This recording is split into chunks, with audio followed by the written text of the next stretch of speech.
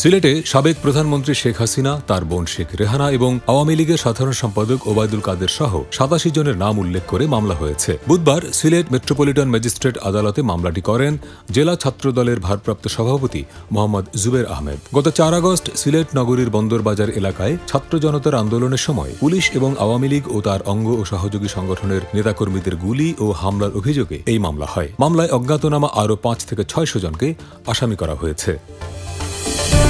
৫ আগস্টের রাজনৈতিক পটপরিবর্তনের পর থেকে সাবেক মন্ত্রী, এমপি ও আওয়ামী লীগ নেতা এবং বিগত সরকারের সুবিধাভোগী হিসেবে চিহ্নিত সরকারি কর্মকর্তাদের গ্রেপ্তার অব্যাহত রয়েছে। মঙ্গলবার রাতে গ্রেপ্তার করা হয়েছে আওয়ামী লীগের সাংগঠনিক সম্পাদক আহমদ হোসেন, সাবেক মুক্তিযুদ্ধ বিষয়ক প্রতিমন্ত্রী এবি তাজুল ইসলাম, কক্সবাজারের আলোচিত সংসদ সদস্য আব্দুর রহমান বদি এবং চট্টগ্রাম বন্দরের সদ্য সাবেক চেয়ারম্যান এবং র্যাবের সাবেক মুখপাত্র এম সোহায়েলকে। সাংবাদিক দম্পতি সাগর সারোয়ার ও মেহেরুন রুনি হত্যার রহস্য দ্রুত উন্মোচন করা হবে বলে জানিয়েছেন অতিরিক্ত অ্যাটর্নি জেনারেল ব্যারিস্টার অনিক আর হক। মঙ্গলবার রাতে নেক্সাস টেলিভিশনের ৭ দিন অনুষ্ঠানে তিনি বলেন, এখন পর্যন্ত ১১১ বার এই মামলার তদন্ত প্রতিবেদন দাখিলের সময় নেওয়া হয়েছে। সুতরাং কেন এত সময় লাগছে সেটিও জানা দরকার।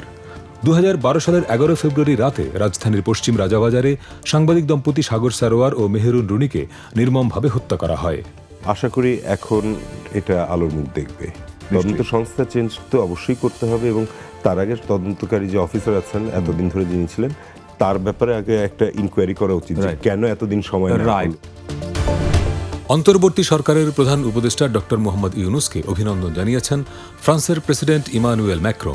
ডক্টর ইউনুসকে পাঠানো অভিনন্দন বার্তায় ম্যাক্রো বলেছেন, বাংলাদেশের এই পরিবর্তনকালে ডক্টর ইউনুসের নেতৃত্ব নির্বাচন ও শান্তি প্রতিষ্ঠায় গুরুত্বপূর্ণ। তিনি বাংলাদেশের অন্তর্বর্তী সরকারের প্রতি ফ্রান্সের পূর্ণ সহযোগিতার আশ্বাস দেন। সেই সাথে মানবাধিকার, জলবায়ু পরিবর্তন এবং দারিদ্র্য নিরসনে যৌথভাবে কাজ করার আশা প্রকাশ করেন।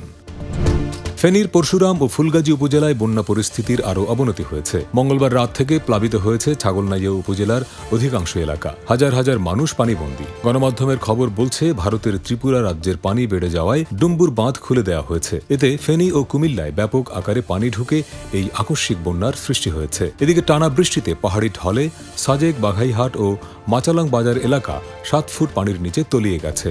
সাজেকে আটকা পড়েছেন ২ শতাধিক পর্যটক। যুক্তরাষ্ট্রে ডেমোক্র্যাটদের কনভেনশনের দ্বিতীয় দিনে প্রধান আকর্ষণ ছিলেন সাবেক প্রেসিডেন্ট বারাক ওবামা। বারাক ও তার স্ত্রী মিশেল উভয়ই কমলা হ্যারিসের প্রতি তাদের পূর্ণ সমর্থন জানিয়ে বলেছেন, কমলাই যুক্তরাষ্ট্রের পরবর্তী প্রেসিডেন্ট এবং তিনিই হবেন যুক্তরাষ্ট্রের প্রথম নারী প্রেসিডেন্ট। বারাক ওবামা তার ভাষণে বলেছেন, কমলা হ্যারিস তার নতুন কাজের জন্য তৈরি। বাংলাদেশ ক্রিকেট বোর্ড বিসিবি থেকে পদত্যাগ করেছেন প্রতিষ্ঠানের আলোচিত সভাপতি সাবেক ক্রীড়ামন্ত্রী নাজমুল হাসান পাপন। বুধবার সকালে ক্রীড়া মন্ত্রণালয়ে অনুষ্ঠিত বৈঠকে তার পদত্যাগের কথা জানানো হয়। তিনি ইমেইলে পদত্যাগপত্র পাঠিয়েছেন বলে জানা গেছে। এখন বিসিবির নতুন সভাপতি হিসেবে দায়িত্ব পালন করবেন বাংলাদেশ ক্রিকেট দলের সাবেক অধিনায়ক ফারুক আহমেদ। টিমকে একটা জায়গায় দেখতে চাই, তো সেক্ষেত্রে এটা তো একটা অনেক বড় একটা ব্যাপার, কীভাবে দেখবো। সো অনেক জায়গায় আমাদের কাজ করতে হবে। প্রধান এবং প্রধানতম দায়িত্ব হচ্ছে আমার যে ক্রিকেটকে এগিয়ে নিয়ে যাওয়া, দেশকে এগিয়ে নিয়ে যাওয়া। এটা যদি আমরা মাথায় রাখি, বাংলাদেশ এবং বাংলাদেশ ক্রিকেট দল, তাহলে আমাদের কাজগুলো খুব সহজ হবে।